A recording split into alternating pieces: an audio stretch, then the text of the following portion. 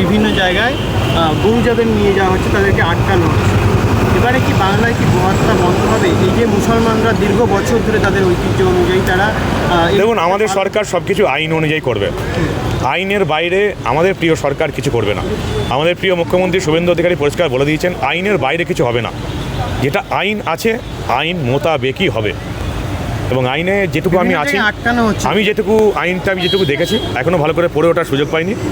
যেটুকু দেখেছি যে 14 বছর অবধি যাদের বয়স, সেই গবাদি পশুর কোনো রকম ওই খাসি, ছাগল, অন্য সেক্ষেত্রে তো পাঠা বলিদান হয়, তাদের তো 18 বছর বা আমি এই নিয়মগুলো বলতে পারবো না। সবে সরকার এসছে, আপনারা এখন এগুলো সমালোচনা করছেন কেন? এতদিন তো বলেননি।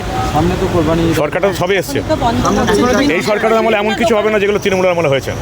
তৃণমূলের আমলে তোষণবাজি হয়েছে, এবং তৃণমূলের আমলে মুসলিমদের নামে সবচেয়ে বেশি চুরি এবং জোচ্চুরি হয়েছে। সেটা কি আপনারা জানেন?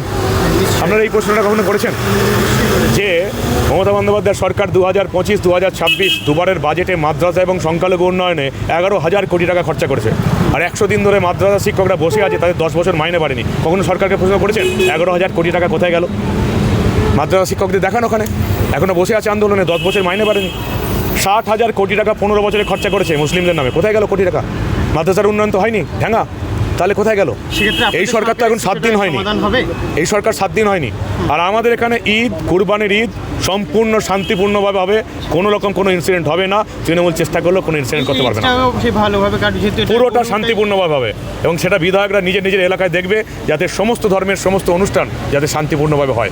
আমি আপনাদের কথা দিচ্ছি, এই রাজ্যে শুধুমাত্র হিন্দু ধর্ম নয়, কোনো ধর্মের কোনো অনুষ্ঠানে এখন আর কোনো অশান্তি হবে না। কারণ আমরা তোষণবাজি রাজনীতি করি না, উস্কানিমূলক রাজনীতিও আমরা করি না। ওটা তৃণমূল আমলে হতো, ওটা শেষ হয়ে গেছে। নিশ্চিন্তে থাকুন, ঈদ এবং কুরবানির ঈদ আপনারা ভালো করে পালন করুন, খুব সুন্দরভাবে হবে, কোথাও কোনো অশান্তি হবে না। তৃণমূল যদি অশান্তি করার চেষ্টা করে সেটা রুখে দেওয়া হবে, নিশ্চিন্তে থাকুন। রাস্তায় নামাজ আপাতত সব জায়গায় রাস্তায় নামাজ পড়া বন্ধ করা হচ্ছে। যেখানে যেখানে এখনও সুবিধা নেই সেখানে 2 সপ্তাহ সময় দেওয়া হয়েছে। রাস্তা আটকে নামাজ বেশিরভাগটা দেখা যাচ্ছে দখলদারি নামান্তর। তাদের হয়তো মসজিদ আছে বা বাড়ি আছে, অন্য কোনো মাঠ আছে, কিন্তু দেখা যাচ্ছে যারা তৃণমূলী মুসলিম যারা আছেন তারা শুধুমাত্র নিজেদের রাজত্ব কায়েম করার জন্য, শুধুমাত্র দখলদারির জন্য বিভিন্ন জায়গায় রাস্তায় একদম দখল করে নামাজটা পড়তেন। আমাদের রাজ্য সরকার থেকে সেটা বারণ করা হয়েছে। এবং আমাদের রাজ্য সরকার থেকে কিন্তু বিভিন্ন ধর্মীয় জায়গায় লাউড স্পিকার বারণ করা হয়েছে। সেটা শুধু মসজিদের ক্ষেত্রে নয়, সেখানে বিভিন্ন মন্দিরের ক্ষেত্রে, বিভিন্ন জায়গাতে যেখানে আমাদের যেখানে ধর্মীয় সংস্থান আছে, শুধুমাত্র হিন্দু নয়, হিন্দু, মুসলিম, খ্রিস্টান, তাদেরকে প্রত্যেককে বলা হয়েছে লাউড স্পিকার চালানো যাবে না।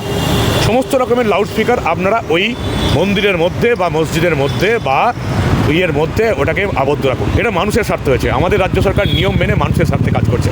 প্রশ্ন ঈদের জন্য তো কিছুক্ষণ বন্ধ, কিন্তু দুর্গাপুজোর সময় তো ঈদের রেড রোডে নামাজ হবে, এটা তো বলেই দিয়েছেন আমাদের মুখ্যমন্ত্রী, এটা তো বলার কিছু নেই। Thank you.